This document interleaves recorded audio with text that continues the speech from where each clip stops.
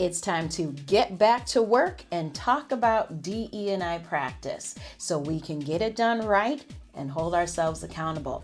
This titled DEI Deconstructed, Your No-Nonsense Guide to Doing the Work and Doing It Right by Lily Zhang is what I'm going to talk about on today's episode.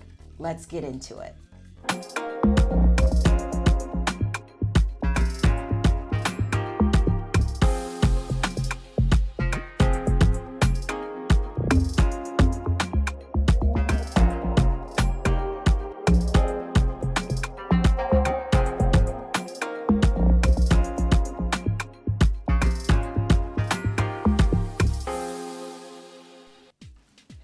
Hello everyone, my name is Jebba Edmunds and welcome to my channel, Mrs. Edmunds Cultural Corner and the Cultural Curriculum Chat podcast. I'm Jebba Edmunds and I am so excited to share another great book for you.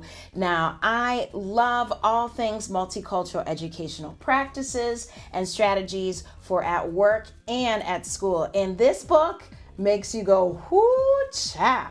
This book really is a no-nonsense approach book. The book is titled DE&I Deconstructed, Your No-Nonsense Guide to Doing the Work and Doing It Right by Lily Zhang. This book has all kinds of things that make you sit back, pause, and really dive into what is DE&I practice. And my first impression of this book was reading the intro by Lily. And Lily said this DE&I acronym, they chose it not because it was the best acronym, because we all know DE&I, the movement, is forever going to be evolving. And I really like how Lily highlighted that there's various different acronyms that are in this practice. So you probably hear of D&I or EDI or JEDI or IDEA, and there's a whole list that goes with it. But I really enjoy how Lily broke up the book into several parts. The first part I want to highlight is the foundation piece. A lot of us in the DEI practitioner space, a lot of our clientele in the beginning of our practice wants to know the foundation. What are the key terms? What do we do? Do we do a survey? Do we do an audit? You know, those are the kinds of things you're going to find in the foundational piece, and Lily lays it all out for you there. The next part about that, part one, which I really wanted to share with you all, that I really enjoyed, they dive into the evolution of DE&I, the reason for the movement, and the continued evolution. Again, you know, if you enjoy data and stats, this book is for you. And there is so much in here that it takes you a little bit of time to really decipher the information. But what I like how it's divided and broken up into with, you know, their expert opinion, it really gives you the tools and the touch points to go back and refer to it. So that's another good plus. It's very easy to read and navigate through. Another interesting thing in the first chapter that is titled Intentions Aren't Enough. Now tell me, in this space, so many of us are thinking about, well, I had the best intentions and I just love it. It was like, Lily told y'all, it's not enough. We need to have more of an impact over our intentions. And if you have no idea what that is, like I said, this book tells you. Another thing too that I thought was also very, very interesting was Lily said on page 31, transforming the current state of DE&I work won't happen immediately. And we need to stay focused on the end goal without demanding perfection from every step required to get there endpoint. A lot of us in this space, and I'm speaking for myself personally, a lot of the work I've been noticing of community members I'm working alongside, clients, is we just want to get it just right. And if it's not perfect, then we feel like we've failed. And I always tell my community and the people that I serve is it's not going to be perfect. You just need to get moving, get started, and just be comfortable with the fact that you're gonna step in some stuff. You are going to make mistakes along the way. And the only time we make growth is when we do make those mistakes.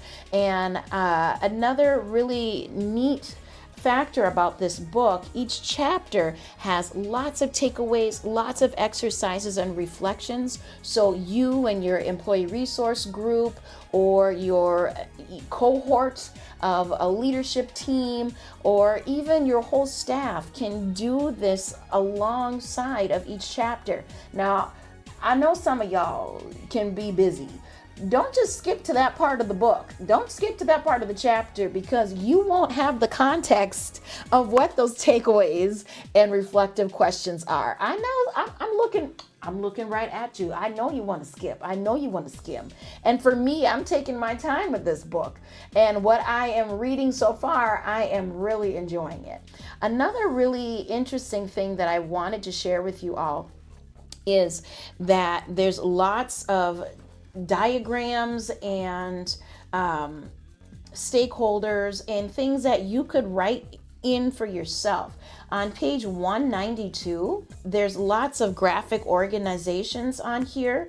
And one of my favorites, they talk about stakeholder roles and, having an advocate, the educator, organizer, strategist, backer, builder, and reformer, and to show their roles for each part and the notes that they need to take heed on.